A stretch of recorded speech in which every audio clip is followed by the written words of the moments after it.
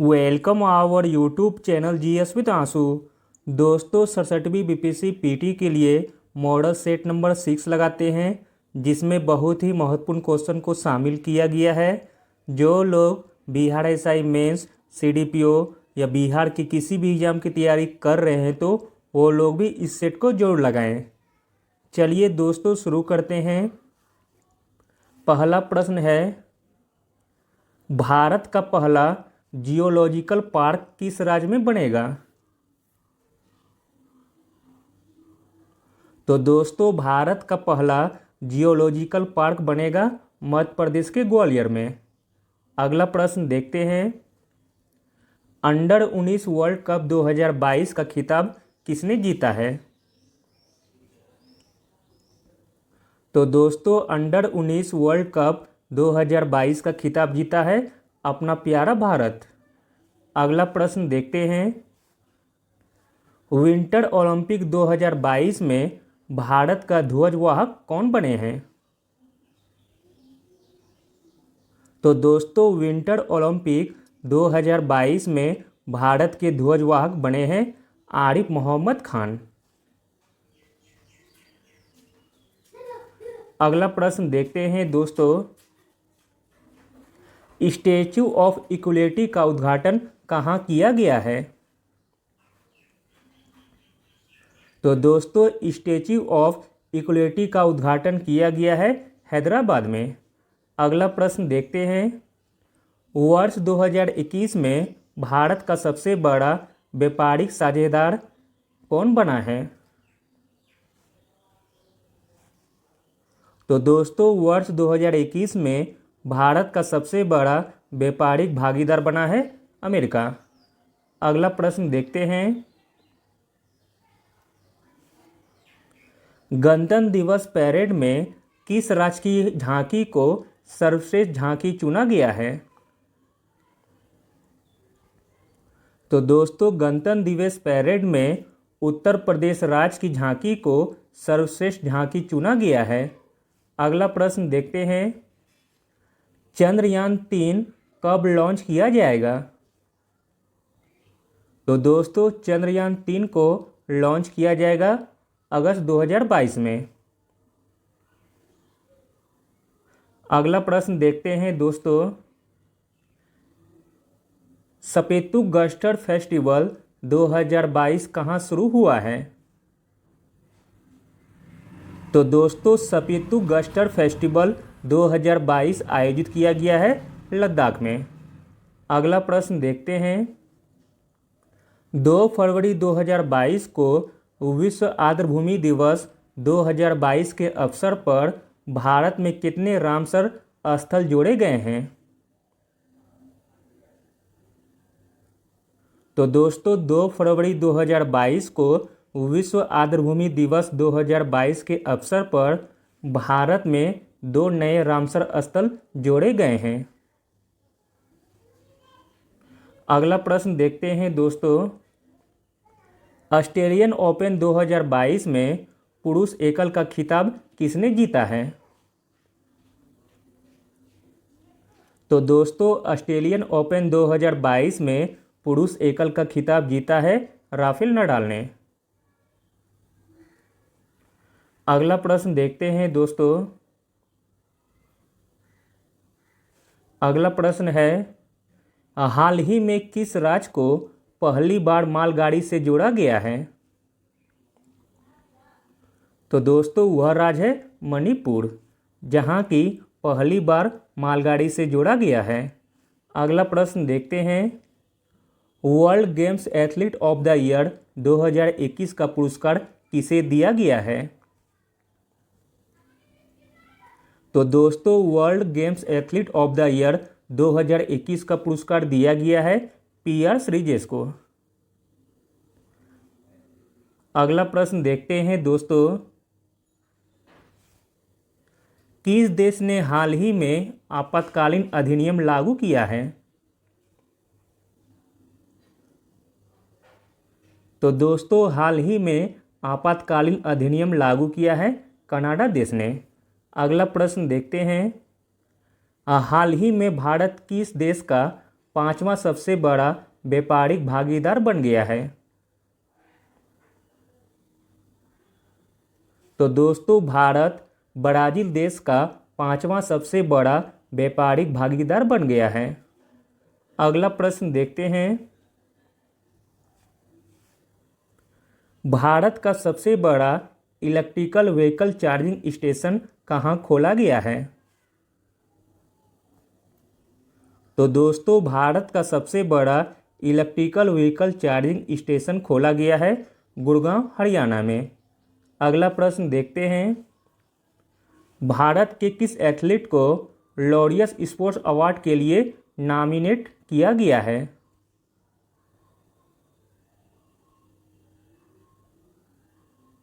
तो दोस्तों भारत के नीरज चोपड़ा जी को लॉरियस स्पोर्ट्स अवार्ड के लिए नॉमिनेट किया गया है। अगला प्रश्न देखते हैं।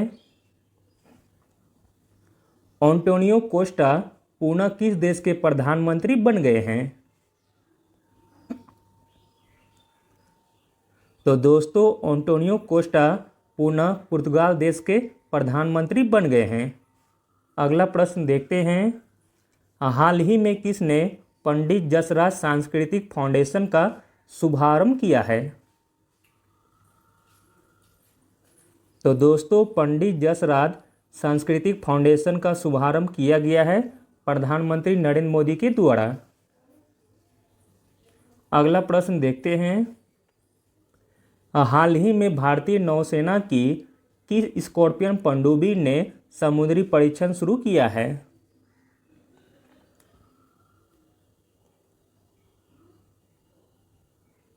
तो दोस्तों भारतीय नौसेना की वागीर स्कॉर्पियन पनडुब्बी ने समुद्री परीक्षण शुरू किया है।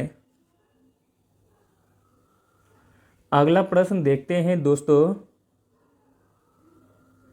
अगला प्रश्न है, बहुत ही इम्पोर्टेंट क्वेश्चन है। बिहार के किस जिले में फल्गु नदी पर रबर डैम के निर्माण की घोषणा की गई है? तो दोस्तों बिहार के गया जिले के फल्गु नदी पर रबर डैम के निर्माण की घोषणा की गई है। अगला प्रश्न देखते हैं। विश्वविद्यालय अनुदान आयोग यूजीसी के नए अध्यक्ष कौन बनाए गए हैं? तो दोस्तों यूजीसी के नए अध्यक्ष बनाए गए हैं एम जगदीश कुमार जी को। अगला प्रश्न देखते हैं। जवाहरलाल नेहरू यूनिवर्सिटी की पहली महिला वाइस चांसलर कौन बनी है? तो दोस्तों जवाहरलाल नेहरू यूनिवर्सिटी की पहली महिला वाइस चांसलर बनी है शांति श्री धूलीपड़ी पंडित। अगला प्रश्न देखते हैं। एयरलाइन कंपनी इंडिगो के प्रबंध निदेशक कौन बने हैं? तो दोस्तों एयरलाइन कंपनी इंडिगो के नए प्रबंधक निदेशक बने हैं राहुल भाटिया जी। अगला प्रश्न देखते हैं। पाकिस्तान के किस तेज गेंदबाज पर आईसीसी ने बैन लगाया है? तो दोस्तों पाकिस्तान का वह खिलाड़ी का नाम है मोहम्मद हसनैन, जिस पर आईसीसी ने बैन लगाया है, जो कि एक तेज गेंदबाज हैं। अगला प्रश्न देखते हैं। दुनिया का तीसरा सबसे बड़ा क्रिकेट स्टेडियम कहाँ बनाया जा रहा है? तो दोस्तों दुनिया का तीसरा सबसे बड़ा क्रिकेट स्टेडियम बनाया जा रहा है राजस्थान के जयपुर में। अगला प्रश्न देखते हैं। किस राज्य में दुनिया का सबसे बड़ा इग्लू कैफे खोला गया है? तो दोस्तों दुनिया का सबसे बड़ा इग्लू कैफे खोला गया है जम्मू कश्मीर में। अगला प्रश्न देखते हैं। भारत का कौन सा विमान सिंगापुर एयर शो 2022 में प्रदर्शन करेगा? तो दोस्तों वह विमान का नाम है तेजस, जो कि सिंगापुर एयर शो 2022 में प्रदर्शन करेगा। अगला प्रश्न देखते हैं। अगला प्रश्न है दोस्तों, बिंबिसार ने निम्नांकित में से किस राज से वैवाहिक संबंध स्थापित नहीं किया था? तो दोस्तों वह राज था विंध्य।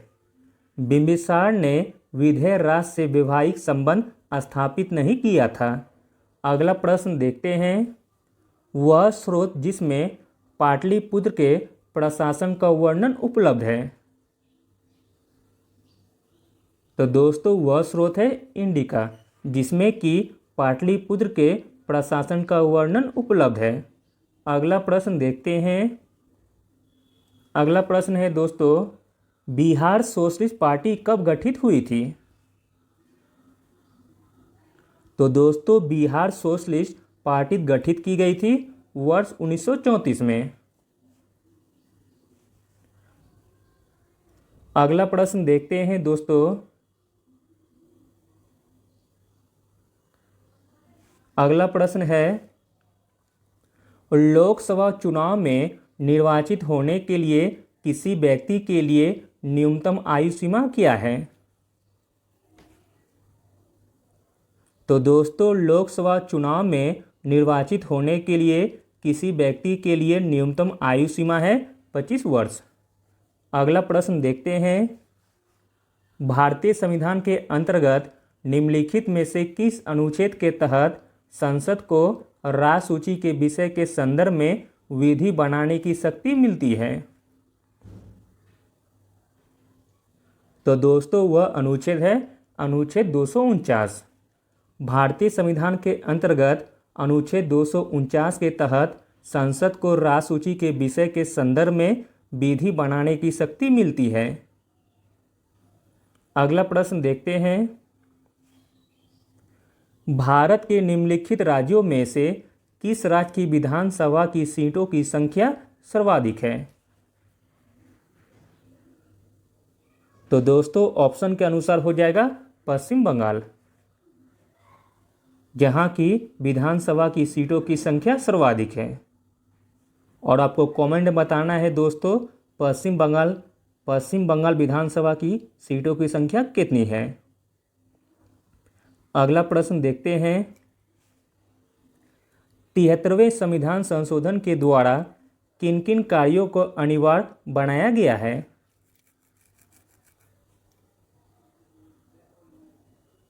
तो दोस्तों 73वें संविधान संशोधन के द्वारा अनिवार्य बनाया गया है ग्राम सभा का गठन को, पंचायत के प्रत्येक स्तर पर प्रत्येक चुनाव को, महिलाओं को कम से कम 1/3 आरक्षण देने की व्यवस्था और 5 वर्ष की निश्चित कार्यकाल तथा विघटन की स्थिति में 6 माह के भीतर चुनाव कराने का बाध्यता। तो दोस्तों इसका राइट आंसर हो जाएगा ऑप्शन डी, 1, 2, 3 और 4, चारों के चारों सही दिए गए हैं। अगला प्रश्न देखते हैं, भारत में निम्नलिखित में से समाजवाद के किस स्वरूप को अपनाया गया है?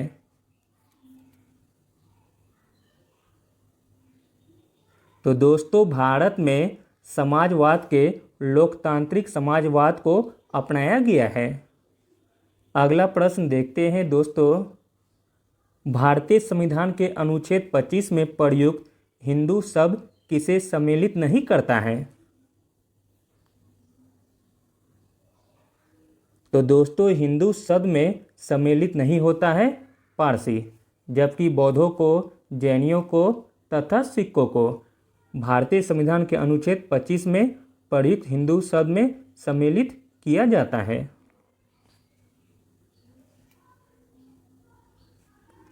अगला प्रश्न देखते हैं, राज्य के नीति नियंत्रक तत्वों के निम्नलिखित अनुच्छेदों में से कौन सा अंतर्राष्ट्रीय शांति और सुरक्षा के संवर्धन से संबंधित है?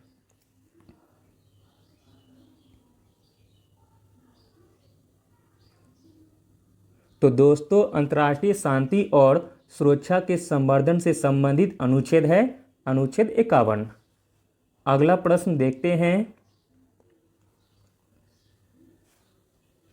निम्नलिखित में से कौन भारत के राष्ट्रपति के निर्वाचन हेतु निर्वाचक गण में सम्मिलित नहीं है?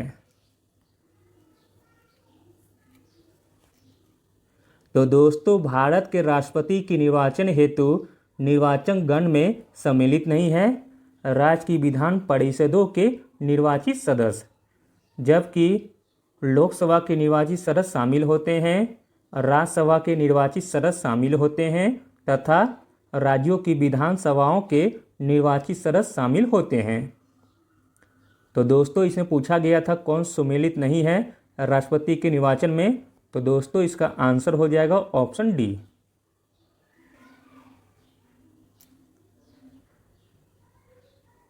अगला प्रश्न देखते हैं, भारत की संसद के दोनों सदनों की संयुक्त बैठक किस लिए आयोजित की जाती है? तो दोस्तों भारत की संसद के दोनों सदनों की संयुक्त बैठक इसलिए आयोजित की जाती है क्योंकि उस सदन पर विचार करने तथा उसे पारित करने के लिए जिस पर दोनों सदनों में मतभेद हो।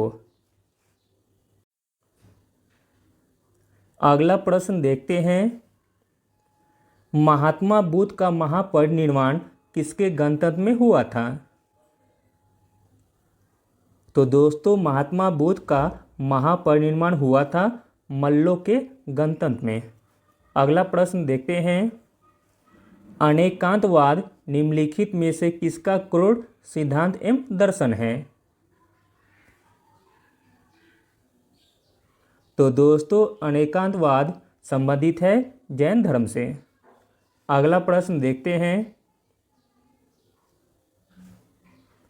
कलिंग युद्ध का विवरण हमें ज्ञात होता है? तो दोस्तों कलिंग युद्ध का विवरण ज्ञात होता है 13वें शिलालेख के द्वारा।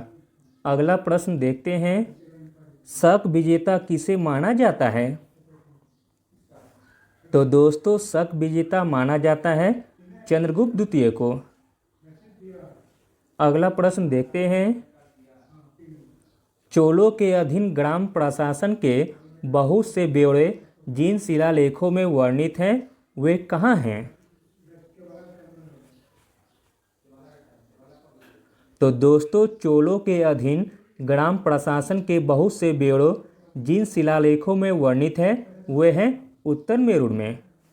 अगला प्रश्न देखते हैं, संगम युग में उरेयूर किसके लिए विख्यात था?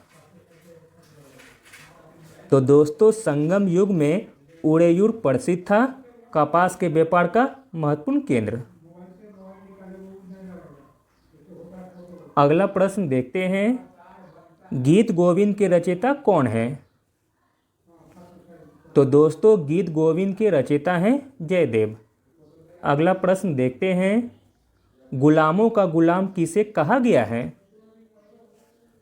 तो दोस्तों गुलामों का गुलाम कहा गया है इल्तुतमिश को। अगला प्रश्न देखते हैं, दीवाने कोही किससे संबंधित है? तो दोस्तों दीवाने कोही संबंधित है मोहम्मद बिन तुगलक से।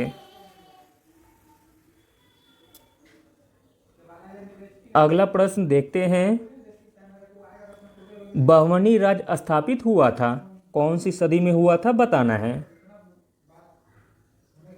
तो दोस्तों बहमनी राज्य स्थापित हुआ था 14वीं सदी ईस्वी में। अगला प्रश्न देखते हैं, अति कट्टरपंथी सूफी संप्रदाय कौन सा था? तो दोस्तों अति कट्टरपंथी सूफी संप्रदाय था नक्शबंदी। अगला प्रश्न देखते हैं, भारत के विभाजन के समय भारतीय राष्ट्रीय कांग्रेस के अध्यक्ष कौन थे? तो दोस्तों भारत के विभाजन के समय भारतीय राष्ट्रीय कांग्रेस के अध्यक्ष थे जेबी कृपलानी। अगला प्रश्न देखते हैं, कैबिनेट मिशन की अध्यक्षता किसके द्वारा की गई थी? तो दोस्तों कैबिनेट मिशन की अध्यक्षता की गई थी सर पी लॉरेंस के द्वारा। अगला प्रश्न देखते हैं, 1927 की बटलर कमेटी का उद्देश्य क्या था? तो दोस्तों 1927 की बटलर कमेटी का उद्देश्य था भारत सरकार तथा देशी राज्यों के मध्य संबंधों को सुधारना। अगला प्रश्न देखते हैं, वह प्रांत जहां 1937 के आम चुनाव के बाद भारतीय राष्ट्रीय कांग्रेस ने अपनी सरकार नहीं बनाई थी।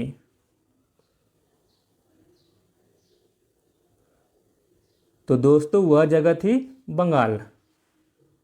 बंगाल प्रांत में 1937 के आम चुनाव के बाद भारतीय राष्ट्रीय कांग्रेस ने अपनी सरकार नहीं बनाई थी। अगला प्रश्न देखते हैं, भारतीय राष्ट्रीय कांग्रेस के कराची अधिवेशन का सभापतित्व किसने किया था? तो दोस्तों भारतीय राष्ट्रीय कांग्रेस के कराची अधिवेशन का सभापतित्व किया था वल्लभ भाई पटेल ने। अगला प्रश्न देखते हैं, रोलेट एक्ट का लक्ष्य क्या था? तो दोस्तों रोलेट एक्ट का लक्ष्य था बिना मुकदमा चलाए बंदी बनाना और मुकदमों की सुनवाई संक्षिप्त प्रक्रिया द्वारा। अगला प्रश्न देखते हैं, अखिल भारतीय किसान सभा के प्रथम सत्र की अध्यक्षता किसने की थी? तो दोस्तों अखिल भारतीय किसान सभा के प्रथम सत्र की अध्यक्षता की थी स्वामी सजानंद सरस्वती ने। अगला प्रश्न देखते हैं, गांधी जी का चंपारण सत्याग्रह किससे जुड़ा था? तो दोस्तों गांधी जी का चंपारण सत्याग्रह जुड़ा था तिनकठिया पद्धति से। अगला प्रश्न देखते हैं, कौन सी महत्वपूर्ण घटना जलियांवाला बाग नरसंहार के तुरंत पूर्व घटी थी? तो दोस्तों वह घटना थी रोलेट एक्ट का बनना। अगला प्रश्न देखते हैं, किस भारतीय नेता ने खिलाफत आंदोलन का समर्थन नहीं किया था? तो दोस्तों वह नेता थे मदन मोहन मालवीय। मदन मोहन मालवीय ने खिलाफत आंदोलन का समर्थन नहीं किया था, जबकि जवाहरलाल नेहरू, मोहम्मद अली तथा स्वामी श्रद्धानंद यह तीनों खिलाफत आंदोलन का समर्थन किए थे। अगला प्रश्न देखते हैं,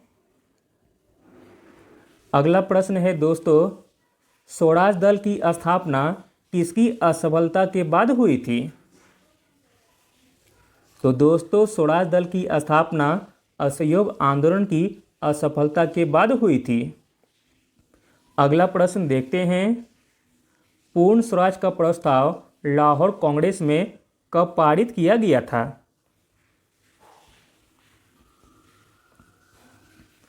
तो दोस्तों पूर्ण स्वराज का प्रस्ताव लाहौर कांग्रेस में पारित किया गया था 1929 ईस्वी में। अगला प्रश्न देखते हैं, 1929 में खुदाई खिदमत गार्ड को किसने संगठित किया था? तो दोस्तों 1929 में खुदाई खिदमत गार्ड को संगठित किया था अब्दुल गफार खान ने। अगला प्रश्न देखते हैं, 1942 के भारत छोड़ो आंदोलन में डॉक्टर राजेंद्र प्रसाद को किस जेल में कैद करके रखा गया था? तो दोस्तों 1942 के भारत छोड़ो आंदोलन में डॉक्टर राजेंद्र प्रसाद को बांकीपुर जेल में कैद करके रखा गया था। अगला प्रश्न देखते हैं, बिहार के प्रमुख समाचार पत्र बिहारी के संपादक कौन थे? तो दोस्तों समाचार पत्र बिहारी के संपादक थे बाबू महेश्वर प्रसाद। अगला प्रश्न देखते हैं, बिहार बंगाल से कब पृथक हुआ था? तो दोस्तों बिहार बंगाल से पृथक हुआ था 1912 ईस्वी में। अगला प्रश्न देखते हैं, निम्नलिखित में से कौन सी नदी फतुआ के पास गंगा में मिलती है? तो दोस्तों वह नदी है पुनपुन नदी, जो कि फतुआ के पास गंगा में मिलती है। अगला प्रश्न देखते हैं, पूर्वी मध्य रेलवे क्षेत्र का मुख्यालय कहाँ स्थित है? तो दोस्तों पूर्वी मध्य रेलवे क्षेत्र का मुख्यालय स्थित है हाजीपुर में।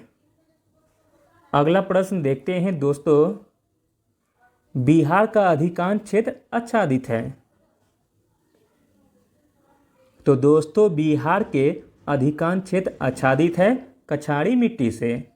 अगला प्रश्न देखते हैं, निम्नलिखित में से कौन सी नदी गंगा नदी में बाएं से नहीं मिलती है? तो दोस्तों वह नदी है सोन नदी, जो कि गंगा नदी में बाएं से नहीं मिलती है, जबकि गोमती, घाघरा तथा कोसी यह तीनों नदियां गंगा नदी में बाएं से मिलती है, जबकि सोन उत्तर से। अगला प्रश्न देखते हैं दोस्तों, रेगुड़ मिट्टी सबसे ज़्यादा किस राज्य में है? तो दोस्तों रेगुड़ मिट्टी सबसे ज़्यादा है महाराष्ट्र राज्य में। अगला प्रश्न देखते हैं, मोस्ट इम्पॉर्टेंट क्वेश्चन है, महाकाली संधि निम्न में से भारत और किस देश के मध्य हुआ था? तो दोस्तों महाकाली संधि हुई थी भारत तथा नेपाल देश के मध्य। अगला प्रश्न देखते हैं, गुलाबी क्रांति संबंधित है। तो दोस्तों गुलाबी क्रांति संबंधित है पियाज से। अगला प्रश्न देखते हैं, बेला डीला खांड किस खनिज से संबंधित है? तो दोस्तों बेला डीला खांड संबंधित है लौह अयस्क से, जो कि छत्तीसगढ़ राज्य में स्थित है। अगला प्रश्न देखते हैं, निम्नलिखित में से कौन सा एक भारत का प्राकृतिक बंदरगाह नहीं है? तो दोस्तों भारत का प्राकृतिक बंदरगाह नहीं है, वो है चेन्नई, जो कि एक कृत्रिम बंदरगाह है। अगला प्रश्न देखते हैं, गोबी मरुस्थल किस देश में स्थित है? तो दोस्तों गोबी मरुस्थल स्थित है मंगोलिया देश में। अगला प्रश्न देखते हैं, निम्नलिखित में से कौन सी एक सिद्ध धारा है?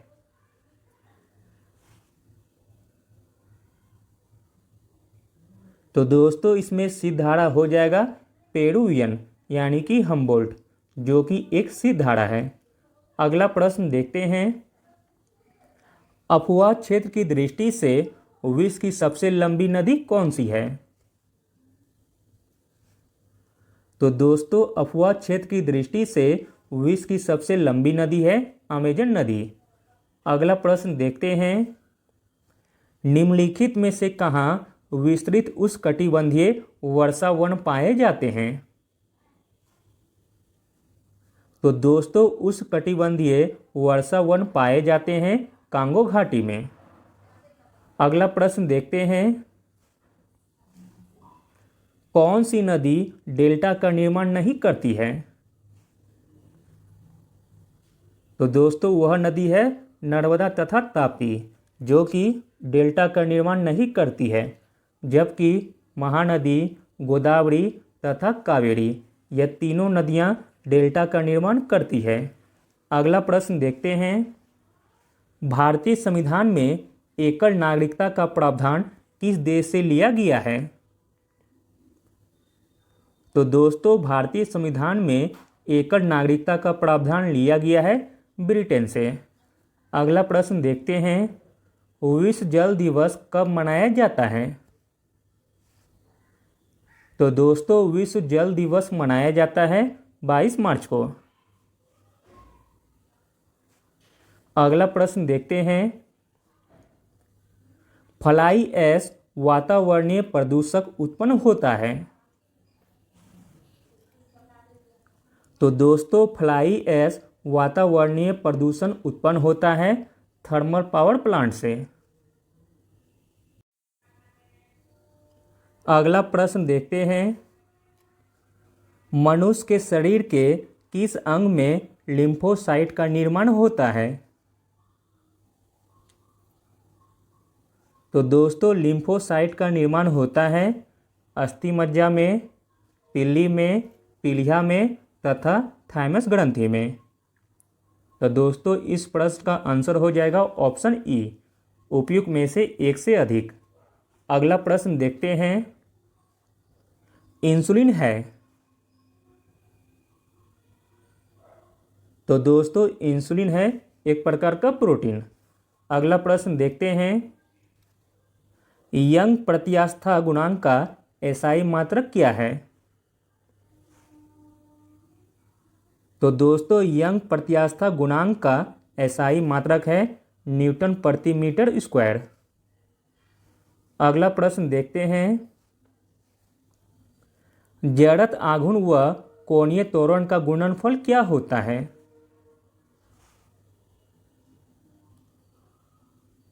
तो दोस्तों जड़त्व आघूर्ण व कोणीय त्वरण का गुणनफल होता है बल। अगला प्रश्न देखते हैं, स्रव परिसर में ध्वनि तरंगों की आवृत्ति क्या होती है? तो दोस्तों स्रव परिसर में ध्वनि तरंगों की आवृत्ति होती है 20 हर्ट्ज से 20,000 हर्ट्ज के बीच। अगला प्रश्न देखते हैं, समुद्र नीला प्रतीत होता है? तो दोस्तों समुद्र नीला प्रतीत होता है आकाश के परावर्तन तथा जल के कणों द्वारा प्रकाश के प्रकीर्णन के कारण। अगला प्रश्न देखते हैं, नाभिकीय रिएक्टरों में भारी जल यानी कि डीटीओ का प्रयोग किस रूप में किया जाता है?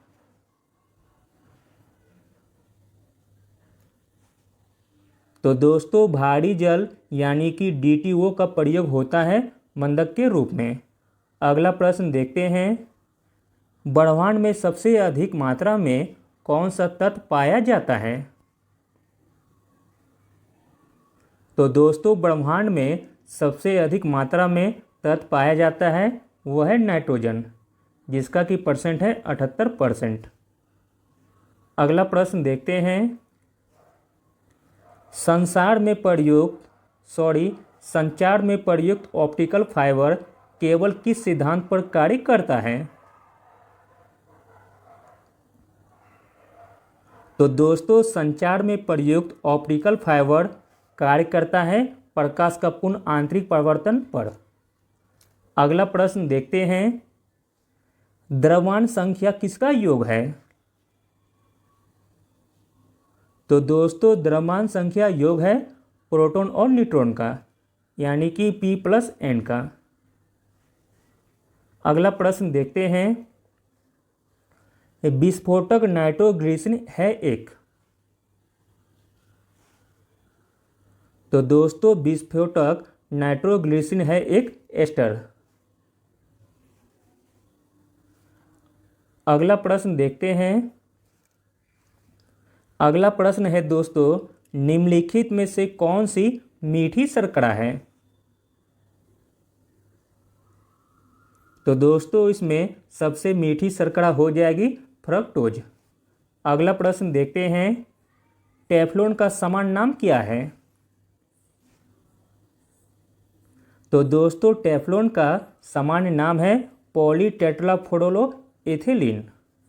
अगला प्रश्न देखते हैं, प्राकृतिक गैस का मुख्य अवयव है? तो दोस्तों प्राकृतिक गैस का मुख्य अवयव है मीथेन। अगला प्रश्न देखते हैं, कार की बैटरी में इस्तेमाल होता है? तो दोस्तों कार की बैटरी में इस्तेमाल होता है सल्फ्यूरिक एसिड का। अगला प्रश्न देखते हैं, निम्नलिखित में से कौन सा सबसे अच्छा अधिशोषक है? तो दोस्तों इसमें सबसे अच्छा अधिशोषक हो जाएगा सक्रियत नारियल काष्ठ कोयला। ऑप्शन सी दोस्तों सही हो जाएगा। अगला प्रश्न देखते हैं, पानी का हिमांक बिंदु क्या है? तो दोस्तों पानी का हिमांक बिंदु है 32 डिग्री फ़ारेनहाइट। अगला प्रश्न देखते हैं, इबोला क्या है? तो दोस्तों इबोला है एक वायरस। अगला प्रश्न देखते हैं, निम्नलिखित में से कौन सा स्वपोषित है?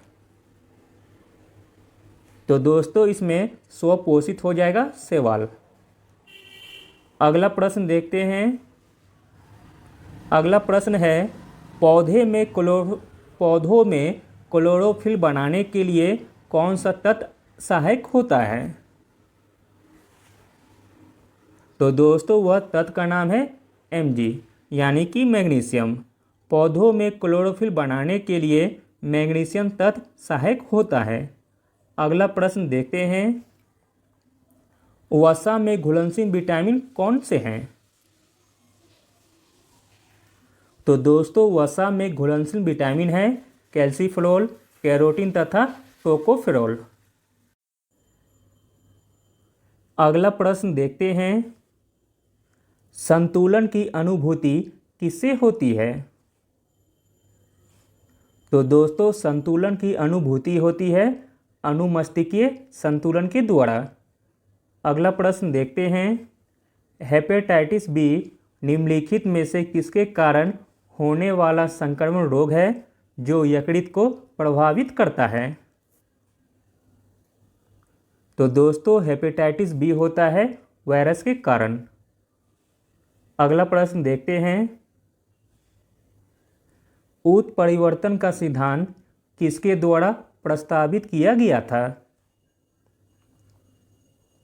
तो दोस्तों उत्परिवर्तन का सिद्धांत हुगो डी ब्रिज के द्वारा प्रस्तावित किया गया था। अगला प्रश्न देखते हैं, मानव शरीर में रक्तचाप नियंत्रित होता है? तो दोस्तों मानव शरीर में रक्तचाप नियंत्रित होता है थाइमस ग्रंथि से। अगला प्रश्न देखते हैं, निम्न में से कौन प्रतिचुंबकीय है? तो दोस्तों इसमें प्रतिचुंबकीय हो जाएगा बिस्मिथ। अगला प्रश्न देखते हैं, थर्मोस्टेट का प्रयोजन क्या है? तो दोस्तों थर्मोस्टेट का प्रयोजन है तापमान को स्थिर रखना। अगला प्रश्न देखते हैं, अकबर की इच्छा अनुसार किसने रामायण का फारसी में अनुवाद किया था? तो दोस्तों अकबर की इच्छा अनुसार रामायण का फारसी में अनुवाद किया था अब्दुल कादिर बदायूनी ने। अगला प्रश्न देखते हैं, खुसरो किस मुगल बादशाह का पुत्र था? तो दोस्तों खुसरो पुत्र था जहांगीर का। अगला प्रश्न देखते हैं, निम्नलिखित में से किस सिख गुरु ने गुरुमुखी प्रारंभ की थी? तो दोस्तों गुरुमुखी लिपि प्रारंभ की गई थी गुरु अंगद के द्वारा। अगला प्रश्न देखते हैं, शिवाजी के समय शरणोबाद का पद संबंध था? तो दोस्तों शिवाजी के समय शरणोबाद संबंध था सैन्य प्रशासन से। अगला प्रश्न देखते हैं, बक्सर की लड़ाई के समय बंगाल का नवाब कौन था? तो दोस्तों बक्सर की लड़ाई के समय बंगाल का नवाब था मीर जाफर। अगला प्रश्न देखते हैं, आंग्ल नेपाल युद्ध जिसके काल में हुआ था वह कौन से गवर्नर जनरल थे? तो दोस्तों आंग्ल नेपाल युद्ध लॉर्ड हेस्टिंग के समय हुआ था। अगला प्रश्न देखते हैं, लॉर्ड कॉर्नवालिस का अस्थायी बंदोबस्त लागू किया गया था? तो दोस्तों लॉर्ड कॉर्नवालिस का अस्थायी बंदोबस्त लागू किया गया था 1793 ईस्वी में। अगला प्रश्न देखते हैं, अगला प्रश्न है, जगदीशपुर के राजा कौन थे?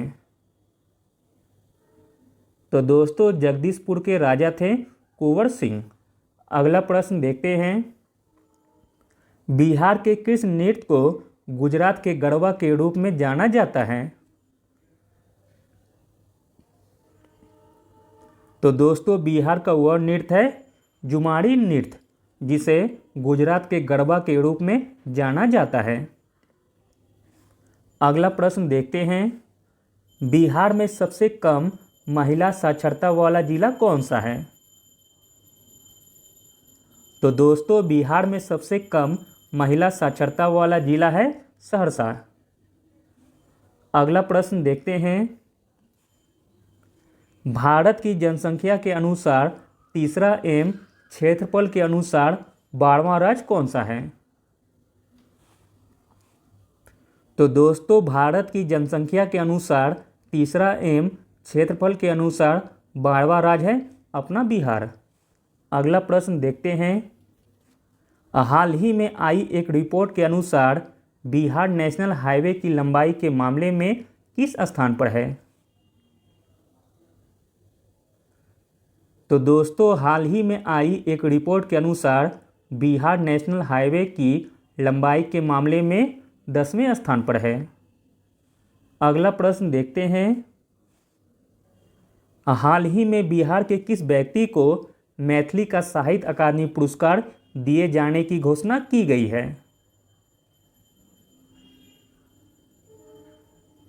तो दोस्तों बिहार के जगदीश मंडल जी को मैथिली का साहित्य अकादमी पुरस्कार दिए जाने की घोषणा की गई है। अगला प्रश्न देखते हैं।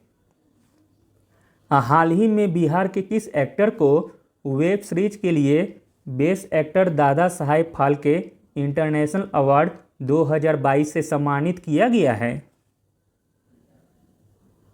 तो दोस्तों वह एक्टर का नाम है मनोज बाजपेयी, जिसे वेब सीरीज के लिए best actor Dada Saheb Phalke international award 2022 से सम्मानित किया गया है। अगला प्रश्न देखते हैं। हाल ही में बिहार का कौन सा एयरपोर्ट विश्व के 200 चुनिंदा हवाई अड्डे में शामिल हुआ है? तो दोस्तों बिहार का पटना एयरपोर्ट विश्व के 200 चुनिंदा हवाई अड्डे में शामिल हुआ है। अगला प्रश्न देखते हैं। सर्वाधिक उत्तरी दक्षिणी अक्षांशीय लंबाई वाली सीमा वाला देश कौन सा है? तो दोस्तों वह देश है चिली। सर्वाधिक उत्तरी दक्षिणी लंबाई वाली सीमा वाला देश है चिली। अगला प्रश्न देखते हैं। भारतीय राष्ट्रीय कांग्रेस का 28वां अधिवेशन किस स्थान पर हुआ था? तो दोस्तों भारतीय राष्ट्रीय कांग्रेस का 28वां अधिवेशन बांकीपुर पटना में हुआ था। अगला प्रश्न देखते हैं। विक्रमशिला विश्वविद्यालय की स्थापना कब हुई थी?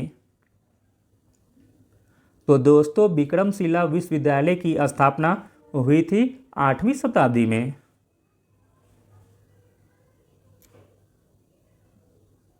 अगला प्रश्न है दोस्तों।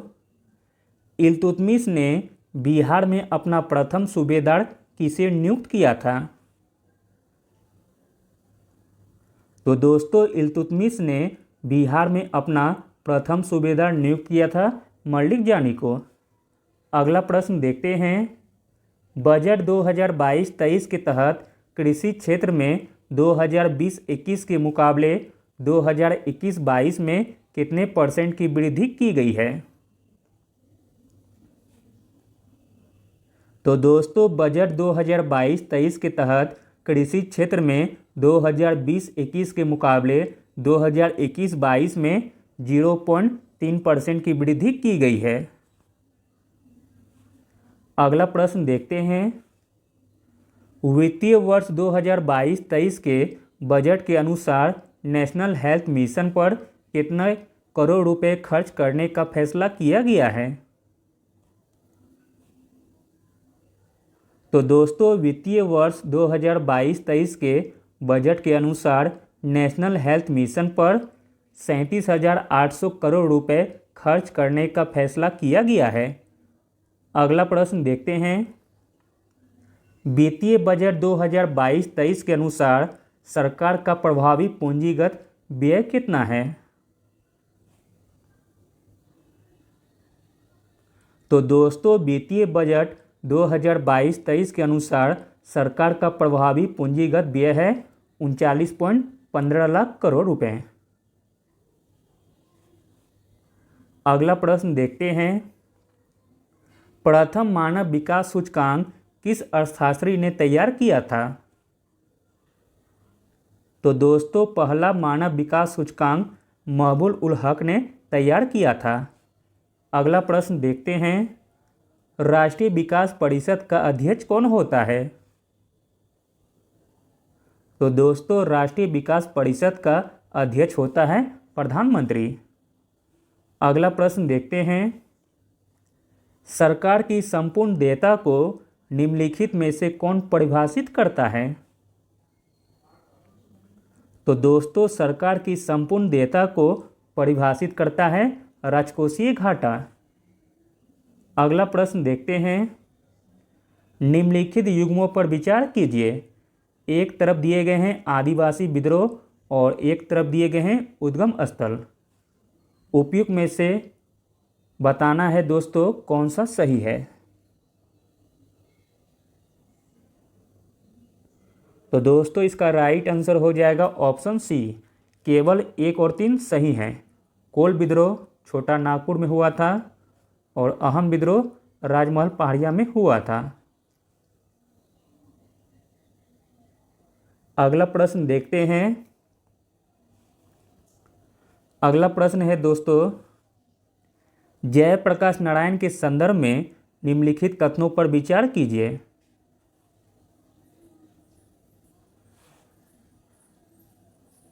चलिए देखते हैं दोस्तों।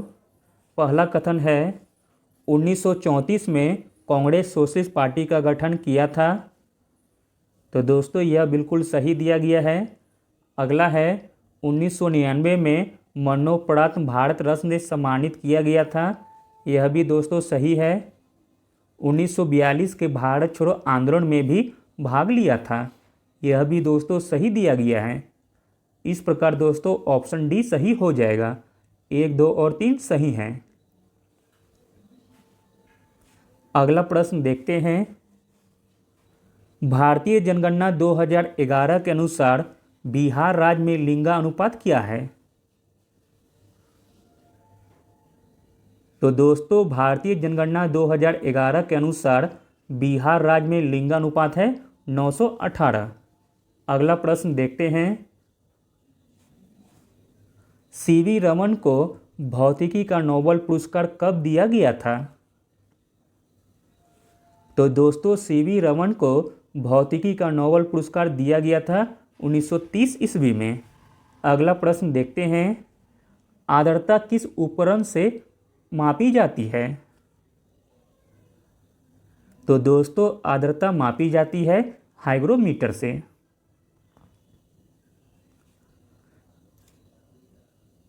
दोस्तों आगे 10 प्रश्न मैथ के दिए गए हैं। जिन्हें भी बनाना हो तो वो वीडियो पॉज करके बना सकते हैं या इसका पीडीएफ टेलीग्राम से डाउनलोड करके भी बना सकते हैं। मैं सभी का आंसर बता देता हूँ। 141 का आंसर हो जाएगा दोस्तों ऑप्शन डी। 142 का आंसर होगा ऑप्शन सी। 143 का आंसर होगा ऑप्शन बी। 144 का आंसर हो जाएगा ऑप्शन डी।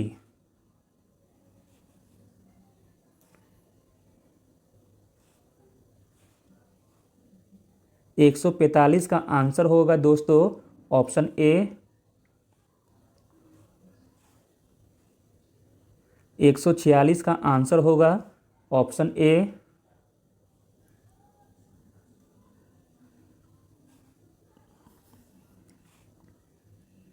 147 का आंसर हो जाएगा दोस्तों ऑप्शन डी।